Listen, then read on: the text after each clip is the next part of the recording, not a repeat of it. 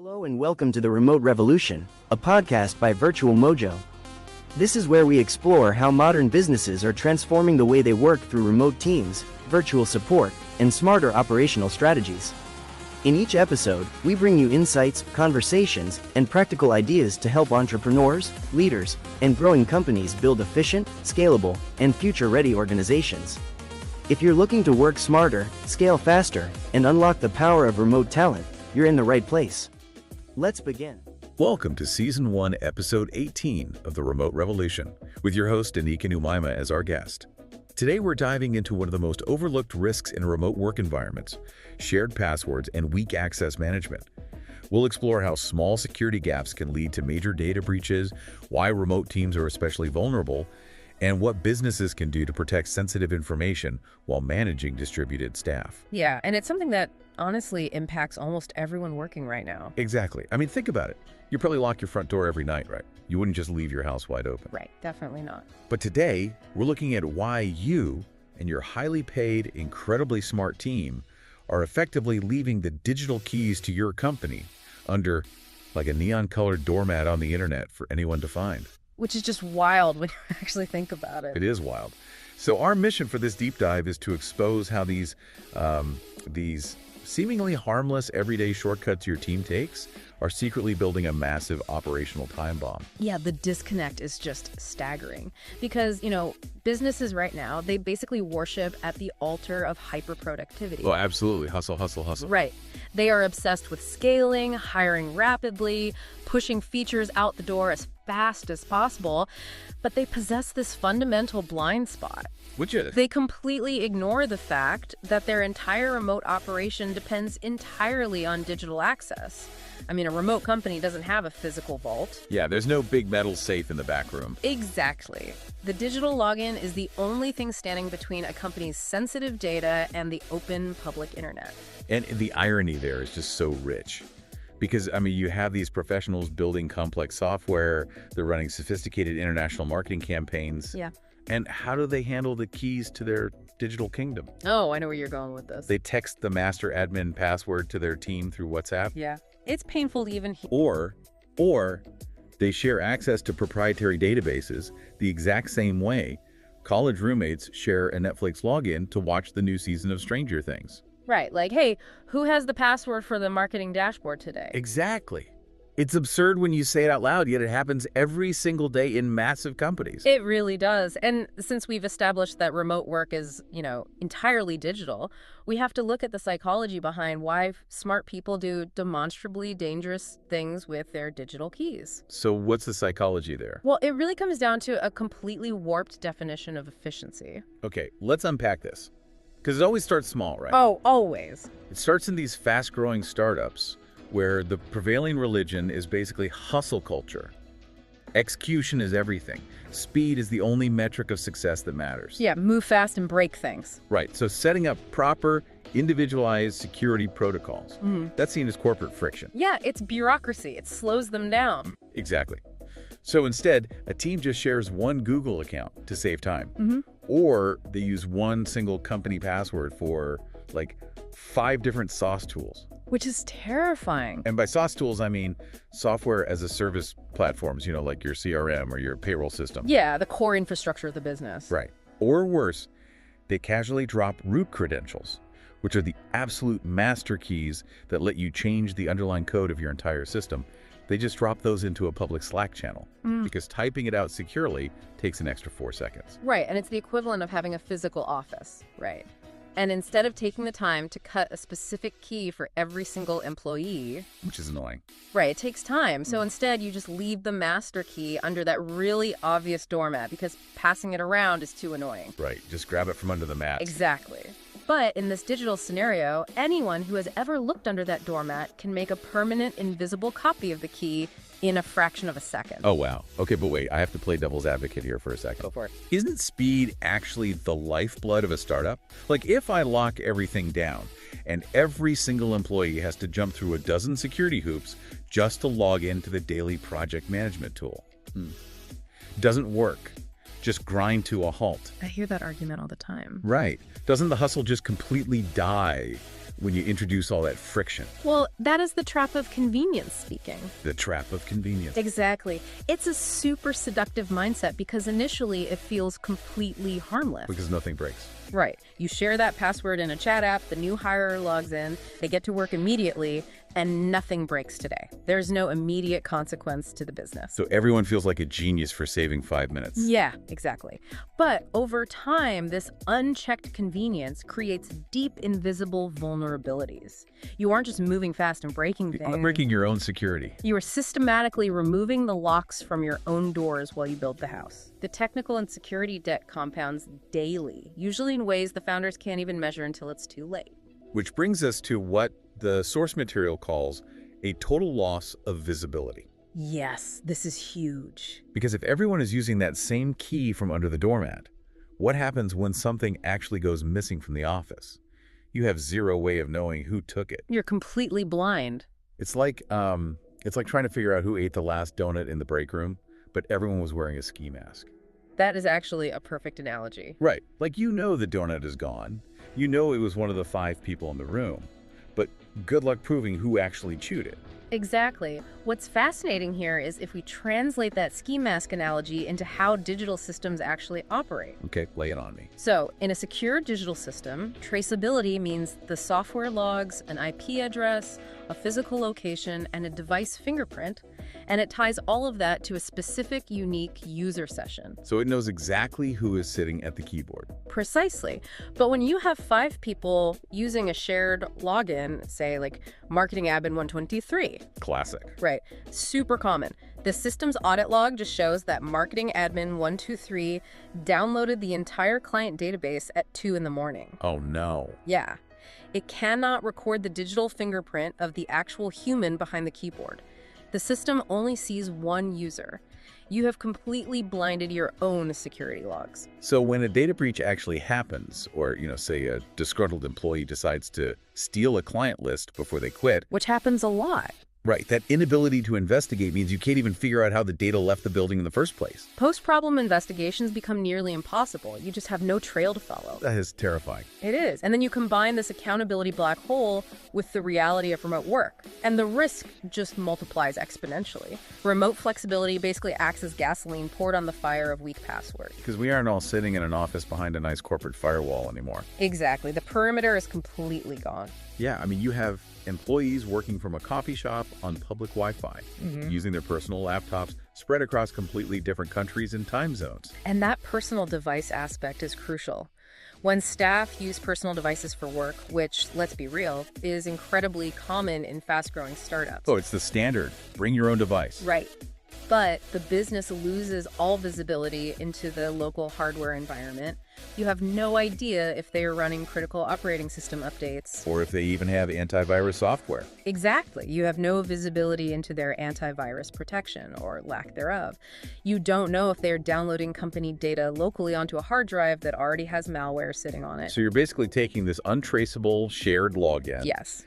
And you are deploying it across a chaotic, completely unmanaged network of personal devices. It's a hacker's dream scenario. I mean, yeah, I'm getting stressed just thinking about it.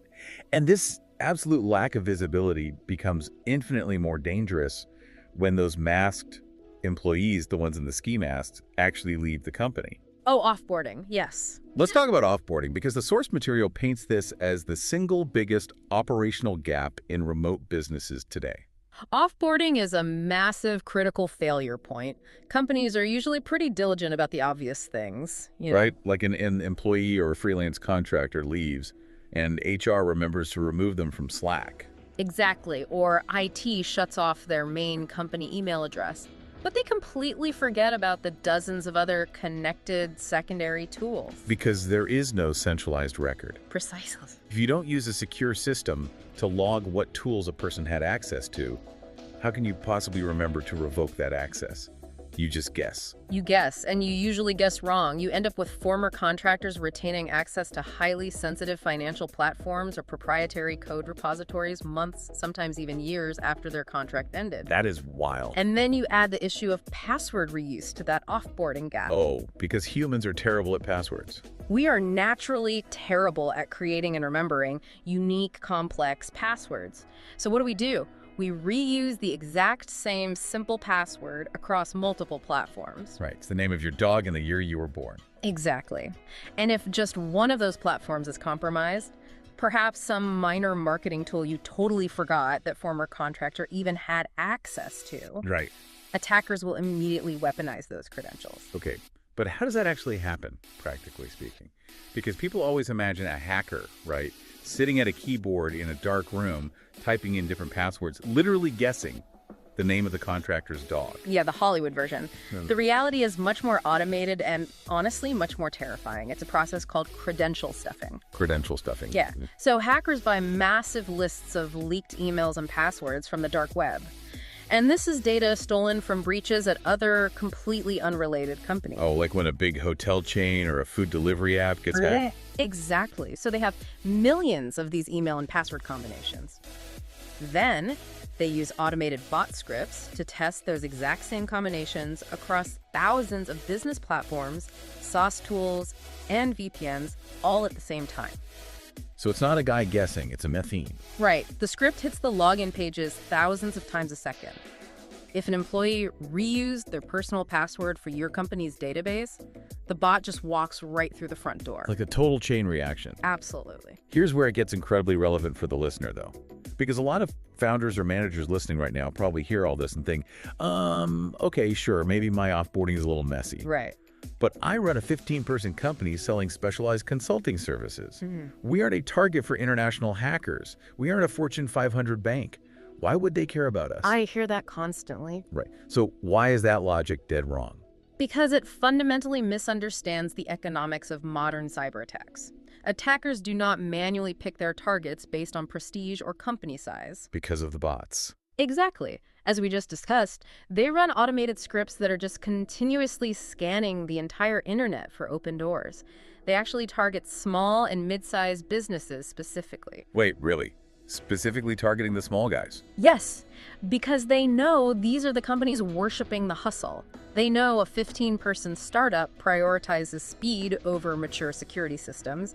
You aren't too small to hack. You are just an easier target. You're the low-hanging fruit. Precisely. I mean, why scale a heavily guarded fortress wall to rob a massive bank when there are 10,000 small businesses just leaving their digital doors wide open on the street corner? Right. The script doesn't care about your company mission. It doesn't care what you sell. It just cares that your database is unlocked. Wow. Okay, so if small businesses are the prime targets, we really have to confront the actual fallout when the breach inevitably occurs. We do.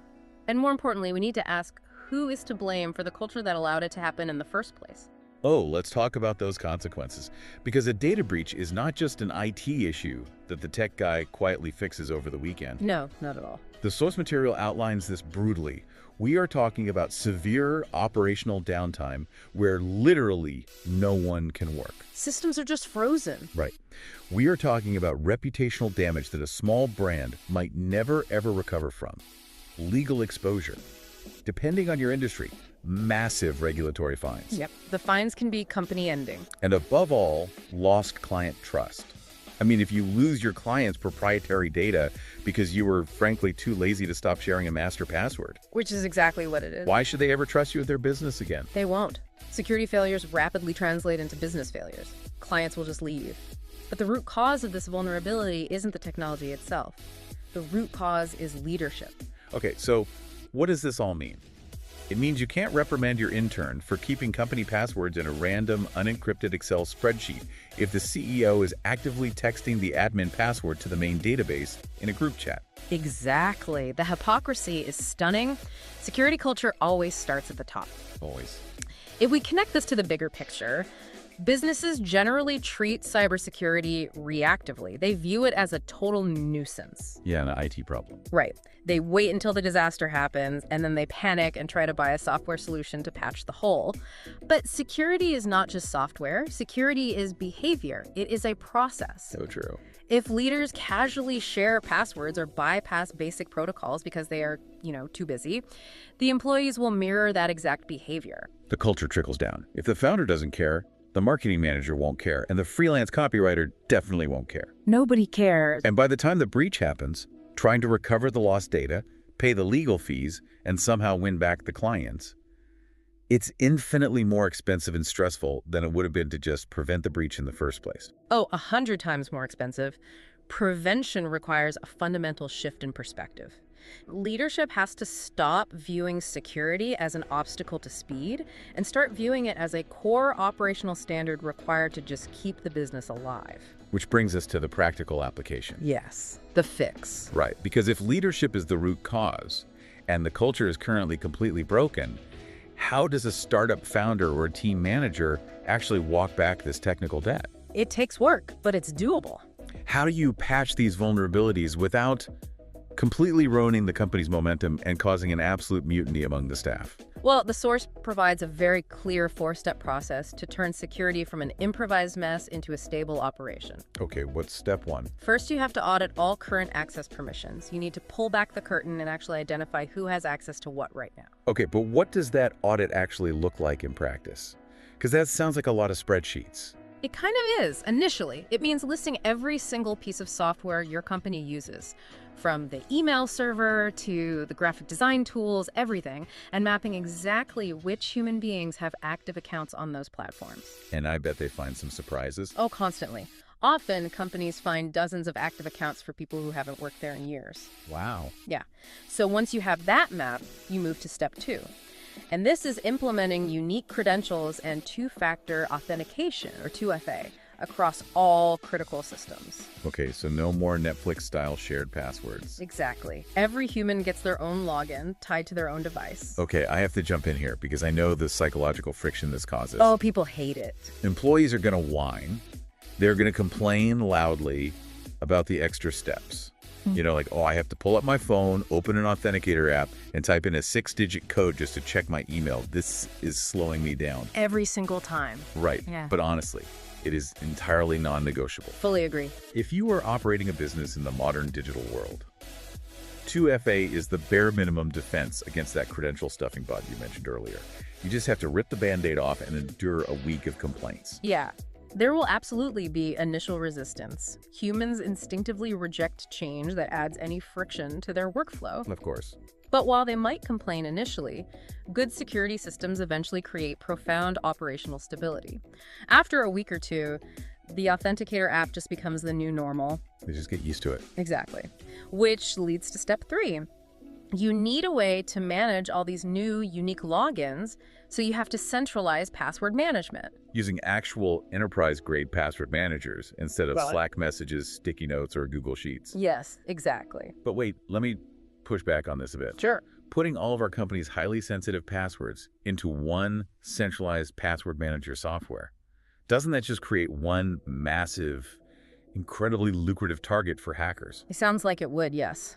Right, because if they breach the password manager company, they get everything right.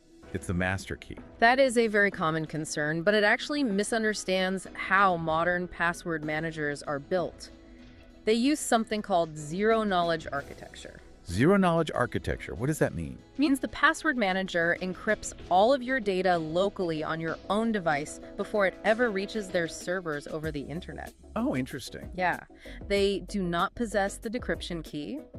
Even if the password manager company's servers are completely breached by hackers, the attackers only get scrambled, mathematically useless data. So they just get a bunch of gibberish. Exactly. They can't read your passwords because they don't have your specific master key, which only lives in your head. That makes a lot of sense. So it automates the creation of complex passwords for every tool, encrypts them safely, and completely eliminates the need for those unsafe sharing habits in Slack. Yes. Furthermore, it gives leadership ultimate visibility. When a contractor leaves the company, you don't have to remember which 30 tools they used. Right, you don't have to hunt down all the accounts. You just simply revoke their access to the password manager, and their access to the entire digital ecosystem is instantly severed. Boom. That completely solves the offboarding nightmare. No more ghost contractors wandering around your systems 6 months later. Precisely. And the final step to lock this all down. The 4th step is limiting permissions based on the principle of least privilege. Stop giving broad administrative access to people who only need limited functionality. Yeah, why do people do that? Laziness, mostly. An intern making social media posts does not need the ability to delete the entire client database just because it was, easier to give them an admin account than to set up a restricted one. Oh, man. Yeah. So give people exactly enough access to do their specific job and not a single drop more. Exactly. It's not about not trusting your team. It's about mathematically reducing your risk exposure. That's the perfect way to phrase it. Because if the intern's account gets hacked, the hacker only gets access to the social media drafts, not the company financials. Right. And this discipline isn't just about internal safety anymore. If you look at the future trend of remote work, clients, corporate partners, and regulators are actively demanding professionalized security. Oh, they're checking up on you. Yes. They are auditing their vendors. They are asking to see your security protocols, your 2FA requirements, and your access management policies before they will even sign a contract with you. Wow. So it's no longer just a defensive measure to keep hackers out.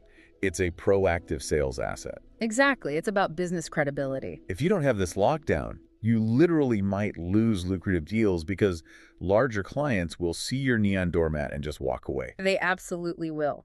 Businesses that ignore these risks, that stubbornly cling to convenience-based security to preserve the hustle, they will eventually struggle with trust, compliance, and basic operational survival. Strong access management is now just an essential, unavoidable part of running a healthy remote business. We've gone on quite a journey today. We really have. We've seen how convenience-based security is an absolute trap that builds invisible technical debt. We've explored how the nature of remote work, the public Wi-Fi, the personal devices, the scattered teams, amplifies the danger of a shared password exponentially because you lose all visibility. All right. We dismantled the myth that your startup is too small to be a target for automated bot scripts. And we've established that centralized password management using zero-knowledge architecture, two-factor authentication, and most importantly, strong, proactive leadership are the only ways forward. It really just requires an active, conscious choice by leadership to prioritize long-term operational stability over a false sense of immediate speed. It really does. And as we wrap up this deep dive, I want to leave you, the listener, with a chilling thought to mull over. Oh boy. We always picture hackers as these sophisticated syndicates halfway across the world wearing dark hoodies and typing curiously in a basement. But think about your own business right now. What if the biggest threat to your company's survival isn't a shadowy syndicate at all? What if the biggest threat is a disgruntled former freelancer who still has the administrative password to your entire client database simply because someone casually sent it to them in a WhatsApp message 2 years ago and everyone forgot to change it?